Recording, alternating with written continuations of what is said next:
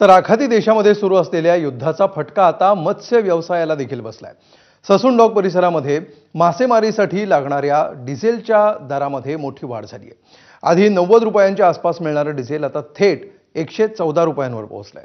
याशिवाय शासनाकडून मिळणारं अनुदानही थांबवल्यामुळे मच्छीमारांवर दुहेरी आर्थिक संकट आलंय। इंधन दरवाढीमुळे बोटी समुद्रात न गेल्यास निर्यातीवर परिणाम होईल असा इशारा देत मच्छीमारांनी सरकारकडे तातडीच्या मदतीची मागणी केली आहे।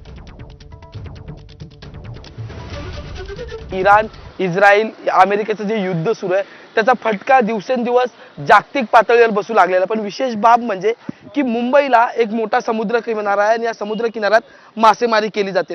आता हा फटका मासेमारी करणाऱ्या मत्स्य व्यवसायाला सुद्धा बसलेला आहे, कारण की जे इंधन या जहाजांना बोटींना समुद्रात घेऊन जाण्यासाठी लागतं त्याचे दर वाढलेले आहेत। याच्यावर जर मच्छीमारांना जर रेट वाढले तर पूर्णपणे मच्छीमार ठप्प होऊन जाणार, कारण का डिझेलच जर भेटलं नाही बोटींना तर बोटी बाहेर जाण्याकरता, आणि असं नाही छोट्या बोटवाल्यांपासून ते मोठ्या बोटवाल्यांपासून आमच्याकडे मत्स्य खात्याकडे आमचे डिझेल कोटीची यादी जाते, कारण का त्या यादीवर आम्हाला टँकर मंजूर केला जातो। 90 पैसे 40 पैशांनी जो रेट होता 91 रुपयांनी, जर त्याच परीने आम्हाला जर तेल पाठवलं आणि आमचं जे अनुदान आहे, जे आम्हाला रिटेलचं अनुदान जे भेटत आहे त्या अनुदानमध्ये आम्हाला जर 15 रुपयाने जी सबसिडी येते शासनाकडून मत्स्य खात्यामधून, त्याचे मंत्री आहेत नितेशजी राणेजी आमचे, तर त्यांनी ताबडतोब तिकडचे पेट्रोलियम मंत्री आहेत दिल्लीमधले, त्यांना आवर्जून विचारून आपला जर परत जसं चाललंय तसं जर करून दिलं तर खरोखर सगळे मच्छीमार त्यांच्यावर